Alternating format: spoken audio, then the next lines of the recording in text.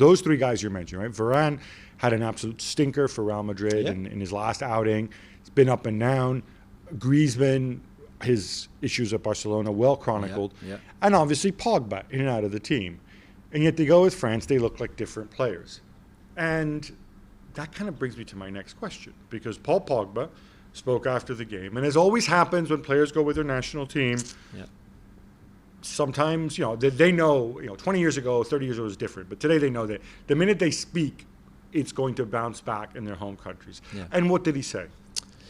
He said that the national team was a breath of fresh air, which is what he's always said, which I've said many times on this show, on other ESPN shows. I wrote for the website about it. For him, it's a breath of fresh air. For him and the other guys who are playing badly at club level. And he also said that he's going through at club level with United the toughest period of his career, something that he's never known before when he used to play all the time. Now he doesn't play anymore so much. I don't know if it was tougher than when he was under Mourinho.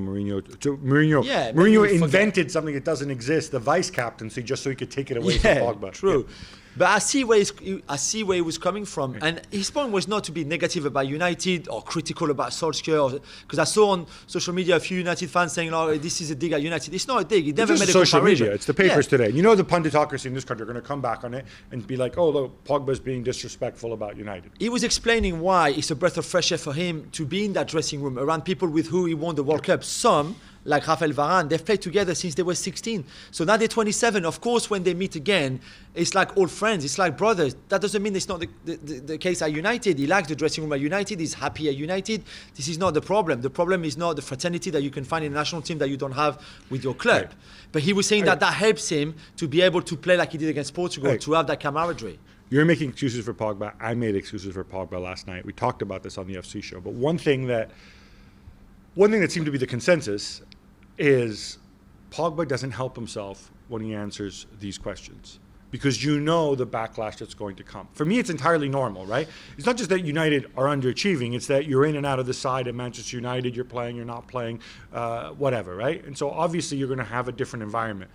But for you to come out and say that, should Paul have known that this was the wrong thing to say, and it's going to create more negative headlines, and when he goes back to United, he's going to get more stick rate. The question is, you must be happy with your performance against Portugal, because it was a hell of a performance coming out after a few weeks where you didn't play much or you didn't play well. Right. What do you expect him to say then? What did you want him to answer? So he said, yeah, of course, that was really tough for me, probably the toughest Maybe I've not ever make had. the comparison with his time at the club. But that's what he said about the club. And then he said, when I come with the national team, these are my brothers. This is family for me. So I come here and I feel rejuvenated. And that's what helps me coming back to play at the level I did.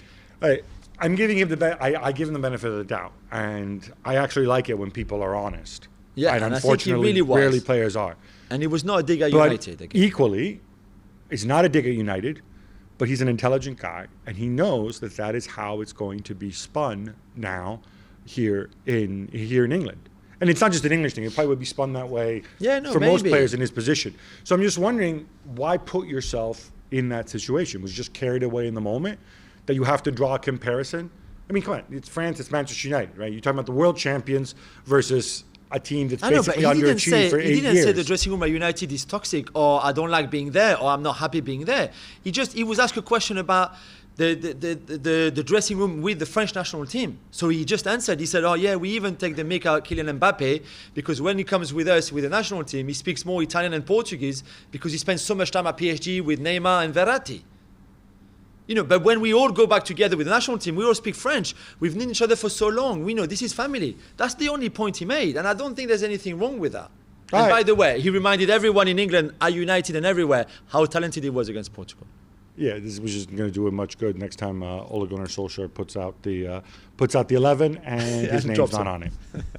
Thanks so much for watching ESPN on YouTube. And for more sports highlights and analysis, be sure to download the ESPN app. And for premium content and live streaming, subscribe to ESPN Plus.